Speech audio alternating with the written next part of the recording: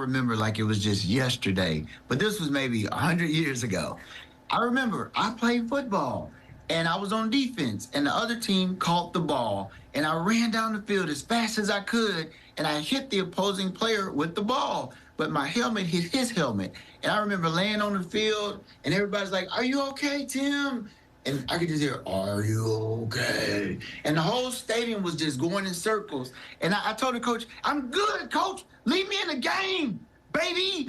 I ran back out there, but the other team fumbled the ball and they sent us to the sideline. And immediately, when I got on the bench, I just fell over.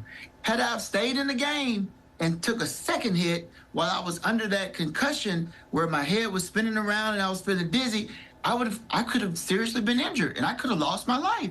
So the message is to all the parents, all the coaches, if a student is hurt, get them out of the game. Do not leave them in the game because it's very dangerous. That student can lose their life. What are some of the long-term effects of concussion? Because I think we all know the things that you can get. You talk about the blurriness or the slow thinking, but what are the long-term effects?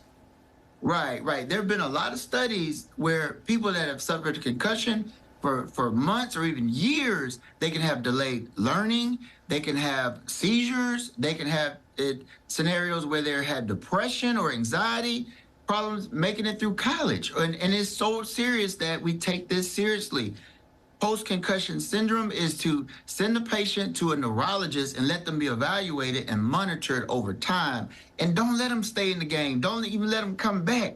Maybe stay out of the game for the rest of the season until they're cleared by a board-certified neurologist for safety, because we have to look at the long-term effects, because that person can suffer severe long-term effects to include brain damage that doesn't even get any better, and that person's life could be severely compromised. Yeah, and sports aren't going away. Football seems to be the big one with concussions. It's not going away. So how do you prevent them? I mean, is there a way, or is it just it's going to happen and we just need to figure out the ways to treat them?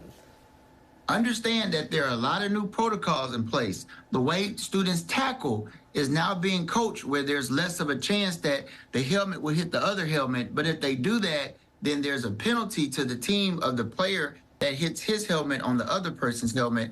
Basically, these precautions are put into place by the NFL, even down to the high school athletes, to protect them.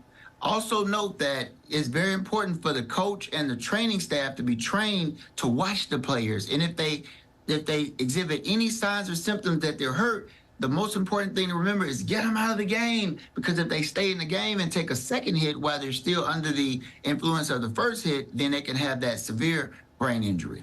Yeah, you know, CPR training is something that is mandatory for coaches worldwide. At some point, I wonder if concussion protocol is going to be something that is mandatory to football coaches at some point. Dr. Quinn, thank you so much for joining us.